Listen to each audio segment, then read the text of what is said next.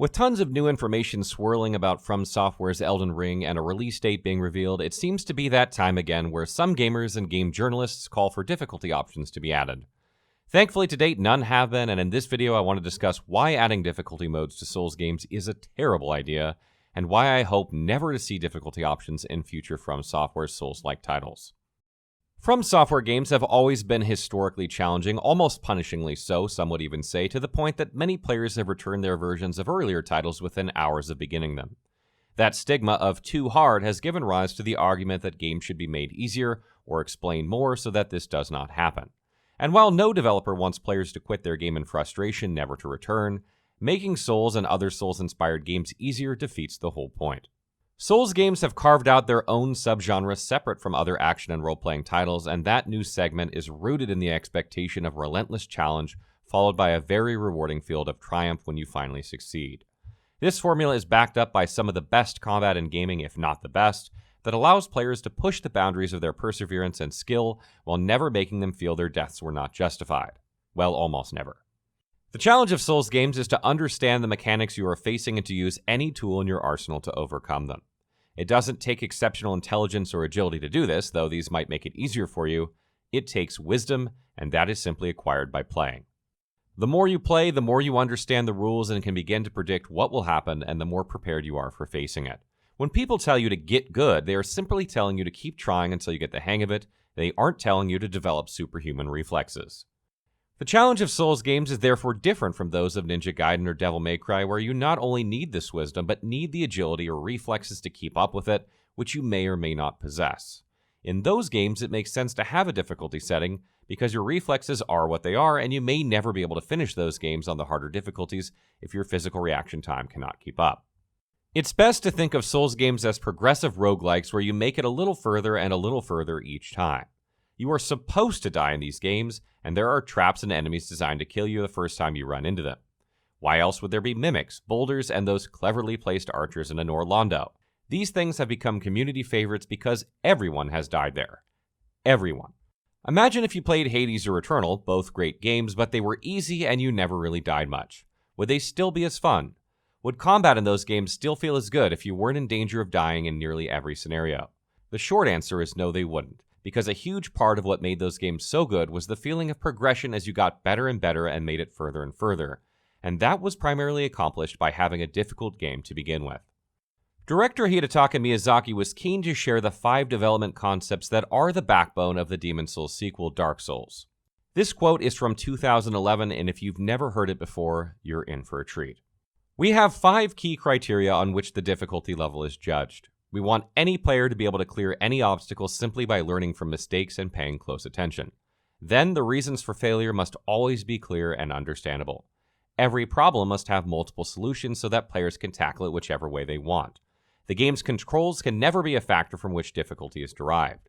And finally, we want to make sure that there's the possibility for miracles to happen. Those magical moments that spread stories outside the confines of the game world. A big part of Souls games is learning from your mistakes, and you are expected to make them.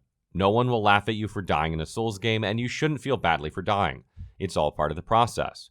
Souls games are designed for you to make lots and lots of mistakes, but to also absorb the information from each and every one, and then take that and apply it to your next attempt.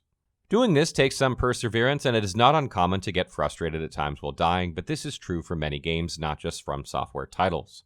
And I think most Souls fans would agree that the payoff from success always outweighs the initial frustration they might have.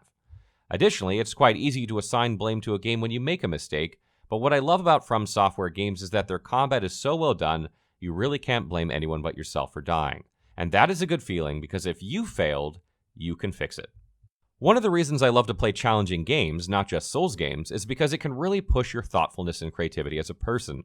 There are so many different ways you can tackle problems in From Software games, and figuring out what works best or what works best for you is like solving a puzzle.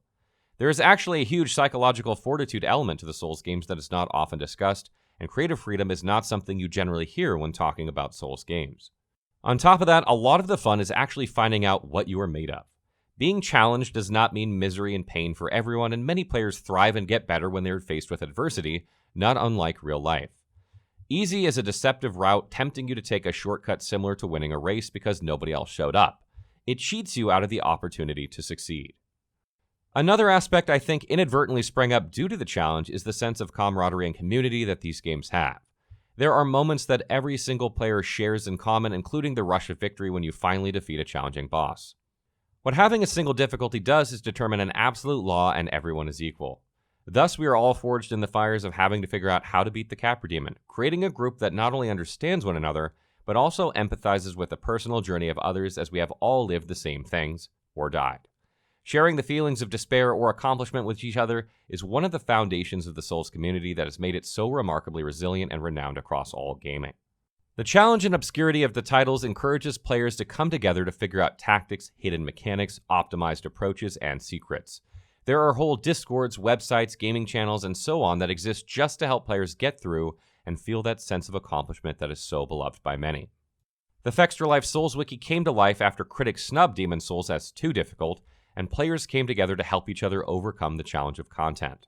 The Elden Ring Wiki will be no different, giving everyone access to the information they need to beat the game without needing a difficulty setting to auto-win the game for them. Final thoughts. In essence, the whole debate about difficulty can be summed up in one question. Does it make the game better or worse to have a difficulty option? And for me, that is an easy answer. Easy mode is used interchangeably with accessibility, but that does not always mean better for everyone or anyone.